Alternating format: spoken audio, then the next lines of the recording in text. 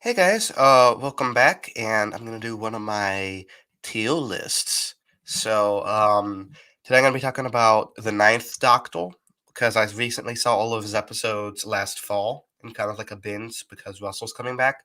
I'll do my series two one in like February and March, so stay tuned for that. But today, since I finished all the Ninth Doctor episodes, I thought I'd go through the list and kind of give my quick thoughts on well, I think everything goes. So we have A minus, B plus, B, C, and C minus. I don't think if any of his episodes warrant an A or an A plus, and I don't think any of them are bad enough to get a D or an F. So I kind of just removed those. So yeah, we're sticking to five tiers today because I think it's a very consistent series. So starting off with Rose, I'm gonna put that in C. I think it's a good intro to both the Ninth Doctor and Rose and Russell's style of writing. It's not like the best episode, It's the stakes aren't that high, but that's good. I don't like the Ottens. Well, I like when I was crashing through the window, but I don't like when they like do a duplicate of Mickey. I think that looks really cheesy, even for 2005 standards.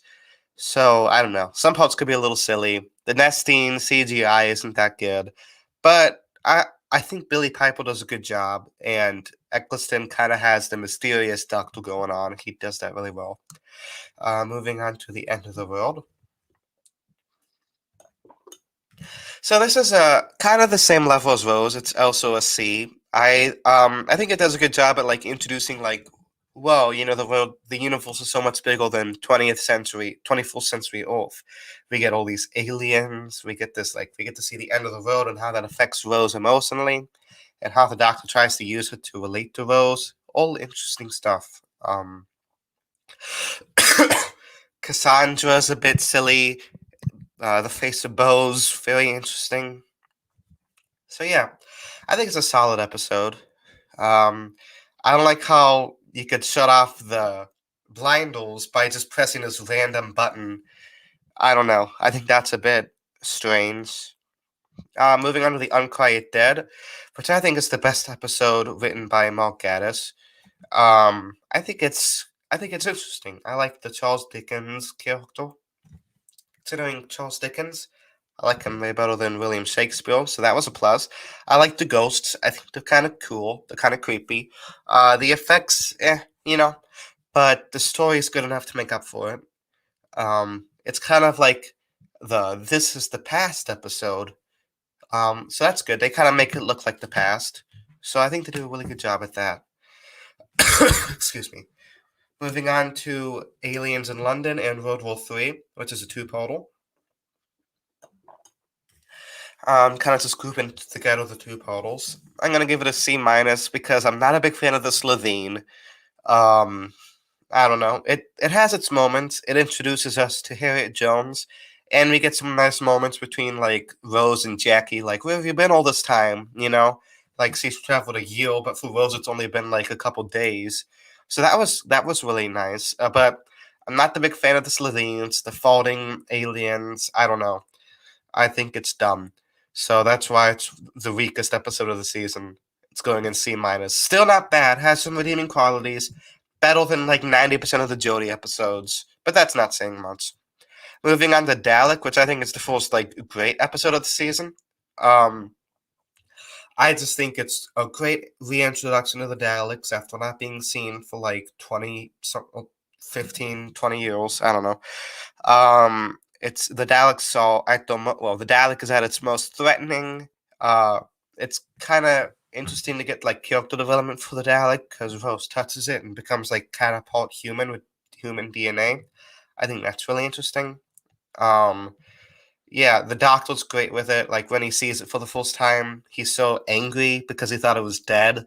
Just a great just a great episode. And yeah, I like the human villain who like thinks he's all that, but the Dalek kills everybody. It's a great episode. Um, I like okay. The Long Game isn't one of my favorites. I give it C minus because I hate Adam. I hate Adam's character.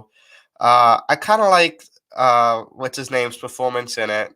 Uh, the guy from the guy from the Star Trek movies, the Scottish guy. Uh, so I liked him, and I kind of like the whole concept of the spaceship being controlled by the media, and it is a really good setup for the finale of the season. So that was nice, but I don't know. I hate Adam. I don't know. That's why it's going in C minus. Father's Day is a really good episode. I'm putting that in B.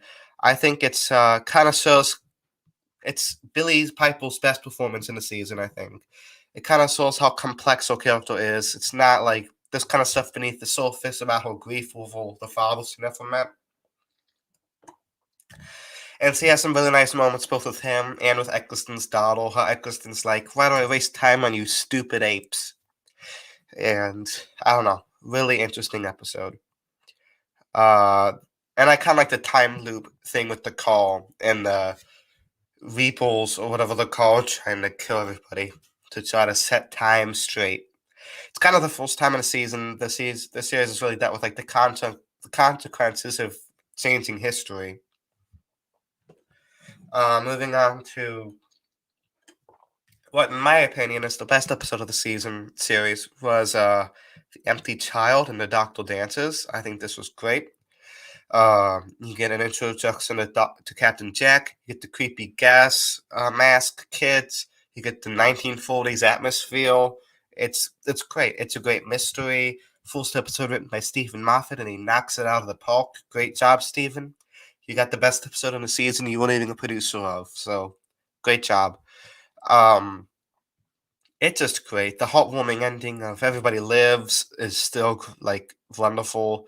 It ages really well considering the fact that it's like 17 years old by now, but it still ages so well. Moving on to something that didn't really age that well is Boomtown. I don't know. This episode was kind of mediocre to me. It brings back the Slitheen, which I'm not a big fan of, but I think they're used better here than they were in the other one. I kind of like the whole cat and mouse game of the Doctor and the Slitheen lady and how they're trying to like outsmart each other. That was cool. I like that a lot. Um, but the whole ending was kind of a cop out. Where she kind of became an egg. I don't know. And then let's moving on to the finale, Bad Wolf and the Parting of the Ways. I thought this was a great way for Eccleston to go. I'm putting it in the B plus here. Um, I kind of like how the first half is kind of a game show parody. You have The Weakest Link and Robot. You have Big Brother, and you have some fashion show I don't recognize. Um, then you realize that the Daleks are behind it, and things get really intense and crazy. Eccleston has that great moment when he's like, "Rose, I'm coming to find you." It's just such a heroic scene for him. And I like when Rose becomes the bad wolf and the doctor sacrifices himself to save her, because that's what the doctor always does. You know, he puts others before himself. That's what he did with Wilf. That's what Five did with Perry. Excuse me. So yeah, I thought that was a great ending for him and a great ending to the season itself. I wish Eccleston stayed another season, but I understand that he didn't like working there. There's a lot of behind the scenes issues. Um, so you know, I wish him the best. He's had a pretty solid career since, so that's nice. And if he never left at the time, who knows? We probably would have never gotten David Tennant. So yeah. Speaking of that, like I said, I'll be talking about the Tennant era, going into series two next month in late February.